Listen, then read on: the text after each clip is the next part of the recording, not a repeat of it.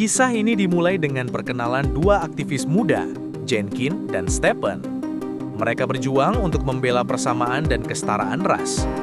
Dalam usahanya menyuarakan visi dan misi, keduanya turun ke jalan, membagikan selebaran meski dengan cara yang dianggap ilegal oleh pihak berwenang.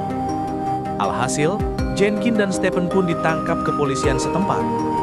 Sebelum Jenkins benar-benar dijebloskan ke dalam penjara, sang kekasih yang kebetulan berasal dari Afrika pun membawakan sejumlah uang sesuai permintaan.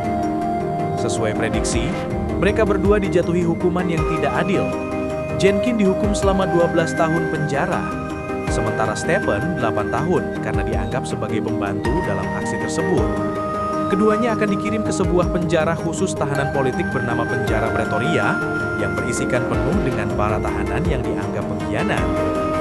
Setibanya di Penjara Pretoria, Jenkins dan Stephen langsung disambut oleh bapak kepala penjara yang ingin melihat secara langsung kedua orang yang dianggap mengkhianati ras dan kaumnya sendiri.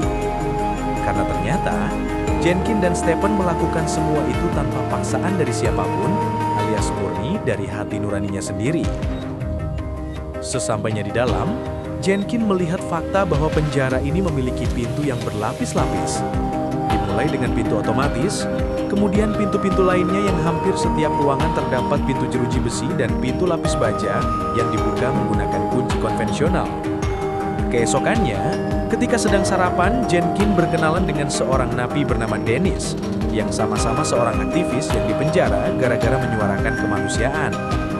Di mana ia dengan baik hati mau mengajak Jenkins dan Stephen untuk tur penjara dengan dijelaskan tentang betapa mustahilnya seseorang bisa kabur dari penjara ini.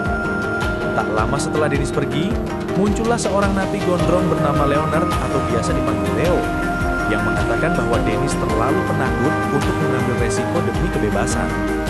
Berbeda dengan dirinya, yang masih optimis untuk bisa keluar dari penjara ini sehingga apabila Jenkins punya sebuah rencana untuk kabur, maka Leo akan ikut bergabung dengannya.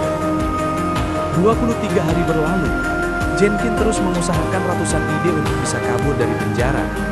Selama itu pula lah, ia hampir setiap malam mengamati lubang kunci pada pintu selnya.